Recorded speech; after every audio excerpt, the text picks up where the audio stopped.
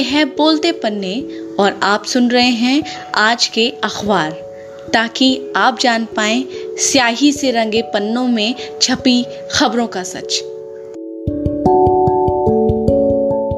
नमस्कार, मैं हूं शिवांगी। आज ज्यादातर अखबारों ने राजनीति में आपराधिक छवि वाले नेताओं की मौजूदगी पर आए सुप्रीम कोर्ट के आदेश को पहले पन्ने पर लिया है।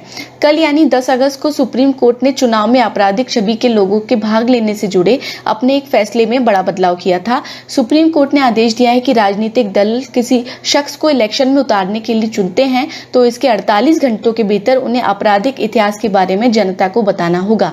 कोर्ट ने चुनाव आयोग को एक ऐप बनाने के लिए कहा जिसके जरिए जनता अपने उम्मीदवारों की जानकारी हासिल कर सकेगी। कोर्ट ने सभी राजनीतिक दलों से कहा है कि वे अपनी वेबसाइट के होम पेज पर ऊपर की तरफ एक आइकन बनाकर उम्मीदवारों के रिकॉर्ड की जानकारी दें। साथ ही कोर्ट ने भाजपा, कांग्रेस समेत 8 राजनीतिक दलों पर जुर्माना लगाया। बिहार विधानसभा चुनाव के दौरान इन दलों ने अपने उम्मीदवारों के क्रिमिनल हिस्ट्री की जानकारी नहीं दी थी। इस खबर को आज हिंदी में अमर उजाला, हिंदुस्तान नवभारत टाइम्स और अंग्रेजी में हिंदुस्तान टाइम्स और द इंडियन एक्सप्रेस ने पेज 1 पर लीड बनाया है। कल की दूसरी अहम खबर ओबीसी कोटे को लेकर है। ओबीसी सूची में संशोधित करने का अधिकार राज्यों को देने वाला बिल कल लोकसभा में पास हो गया। हालांकि परसों विपक्ष ने इस बिल पर सरकार का समर्थन जता दिया था, जिसके बाद तय था कि यह बिल सदन में पास हो ही जाएगा। इस खबर को टाइम्स ऑफ इंडिया और द हिंदू ने आज फ्रंट पेज की लीड बनाया है। 10 अगस्त की तीसरी बड़ी खबर, जंतर मंतर पर एंटी मुस्लिम नारे लगाने वालों पर पुलिसिया कार्रवाई की है। 8 अगस्त को भारत जोड़ो नाम से एक विरोध प्रदर्शन जंतर मंतर पर आयोजित किया गया था, जिसके ऑर्गेनाइजर बीजेपी के पूर्व प्रवक्ता और सुप्रीम कोर्ट वकील अश्विनी उपाध्याय थे। पूरे देश के लिए एक नीति बनाने की मांग को लेकर यह प्रदर्शन हुआ, जिसमें कई हिंदूवादी नेताओं ने मुस्लिमों के नरसंहार के नारे लगाए। संसद के पास हो रहे इस आयोजन के दौरान सुरक्षा के लिए दिल्ली पुलिस मौजूद थी, पर उसने कोई एक्शन नहीं लिया था। बाद में अज्ञात के खिलाफ केस दर्ज कर लिया गया। मंगलवार को इस मामले में अल्पसंख्यक आयोग ने स्वतः संज्ञान लेकर दिल्ली पुलिस से जवाब मांगा, तब जाकर अश्विनी समेत 6 गिरफ्तारियां हुई। 9 और 10 अगस्त के प्रमुख हिंदी और अंग्रेजी अखबारों ने इस खबर को अंडरप्ले किया था, जिसका एक कारण घटना का सत्ता दल से जुड़ा होना हो सकता है। पर आज ज्यादातर अखबारों ने ये खबर पहले पन्ने पर ली है, या कहें कि उन्हें लेनी पड़ी है। यह मीडिया की बदली प्राथमिकताओं को दिखाता है। पहले जब किसी समुदाय के खिलाफ भड़काऊ नारेबाजी जैसी घटनाएं होती थीं, तो अखबार स्टैंड लेते थे, पुलिस को कार्यवाही करनी पड़ती थी। अब उल्टा हो गया है। ऐसी घटनाओं को अब अखबार पचा जाते हैं। जब पुलिस कार्यवाही करती है तब जाकर वो खबर लिखते हैं। द हिंदू ने लगातार तीसरे दिन इस खबर को पेज 2 की लीड बनाकर बड़ा छापा है, जबकि इंडियन एक्सप्रेस ने लगातार फॉलोअप किए और फोटो समेत इस खबर को पेज 1 पर लिया। केंद्रीय स्वास्थ्य मंत्रालय की ओर से कल प्रेस कॉन्फ्रेंस में बताया गया कि ऑक्सीजन की कमी से एक भी मौत नहीं हुई। ठीक यही जानकारी सरकार ने संसद में दी थी। साथ ही प्रेस कॉन्फ्रेंस में यह जानकारी दी गई कि सिर्फ एक ही राज्य ने आशंका जताई है कि उसके यहाँ इस वजह से मौत हुई थी। द हिंदू ने इस खबर को विस्तार से छापा है। साथ ही दिल्ली के उप मुख्यमंत्री के बयान को छापा कि केंद्र सरकार की ओर से उन्हें अब तक कोई ऐसा पत्र नहीं मिला है जिसमें ऑक्सीजन की कमी से हुई मौतों पर जानकारी मांगी गई हो। सिसोदिया का कहना है कि केंद्र सरकार झूठ बोल रही है कि राज्य कह रहे हैं कि उनके यहाँ ऑक्सीजन की कमी से एक भी मौत नहीं हुई। सच तो यह है कि सरकार ने डेटा ही नहीं मांगा।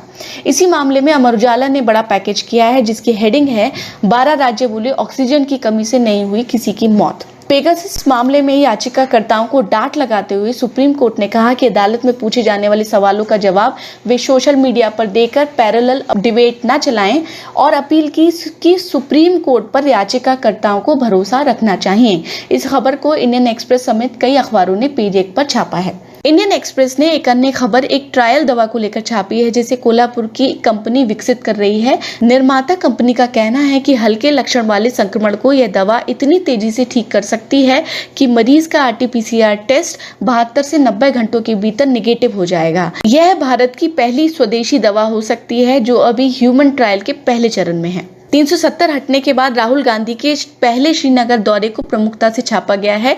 इसमें उन्होंने जम्मू कश्मीर के राज्य का दर्जा बहाल करने की मांग दोहराई और कहा कि यहां स्वतंत्र व पारदर्शी तरीके से चुनाव कराए जाएं।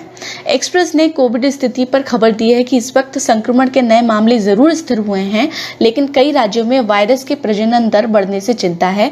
इन राज्यों में उत्तर प्रदेश और पंजाब शामिल है। तालिबान को लेकर एक्सप्रेस ने खबर दी है कि उसने उत्तर के सबसे बड़े राज्य मज़र-ए-शरीफ की राजधानी पर कब्जा कर लिया। 4 दिन के भीतर तालिबान 6 राज्यों की राजधानियों पर कब्जा कर चुका है।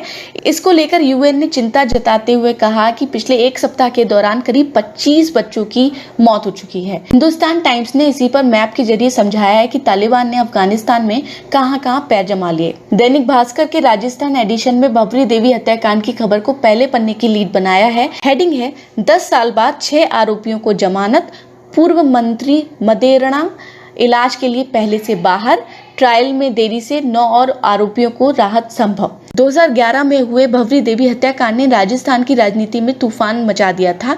भवरी देवी एक नर्स थीं जिनके राज्य के कई मंत्रियों से संबंध होने का दावा किया जाता है।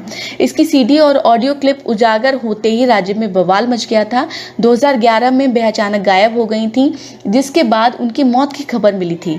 बवाल मचने पर जांच सीबीआई को सौंपी गई थी। मामले के तार राजस्थान के तत्कालीन मंत्री महिपाल मदेरणा से जुड़े थे। भास्कर की खबर कहती है कि इस वक्त कैंसर के इलाज के लिए अंतरिम जमानत पर चल रहे मदेरणा को 23 अगस्त को होने वाली सुनवाई में जमानत मिल सकती है, क्योंकि हाई कोर्ट ने 6 अन्य आरोपियों को इस बेस पर जमानत की है कि लंबे वक्त तक ट्रायल में देरी रहने पर किसी को अनिश्चित काल के लिए जेल में नहीं रखा जा सकता।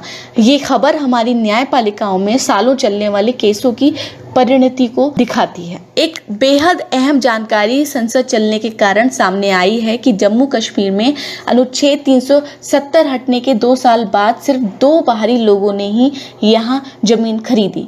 इस खबर को पढ़ते सुनते हुए आप उन व्हाट्सएप मैसेजों को जरूर याद कीजिए जो 2 साल पहले लोगों को बतला रहे थे कि वे कश्मीर में जाकर घर बना सकते हैं। कश्मीर में आतंक का हाल अब भी इतना खराब है कि नियम बदलने पर भी यहां किसी ने जमीन खरीदने की हिम्मत नहीं दिखाई। बात साफ है कि कोई राज महज जमीन का टुकड़ा नहीं होता। संभव है कि इस जानकारी पर आप जल्द ही अखबारों में संपादकीय लेख पढ़ें। समीक्षा सुनने के लिए शुक्रिया।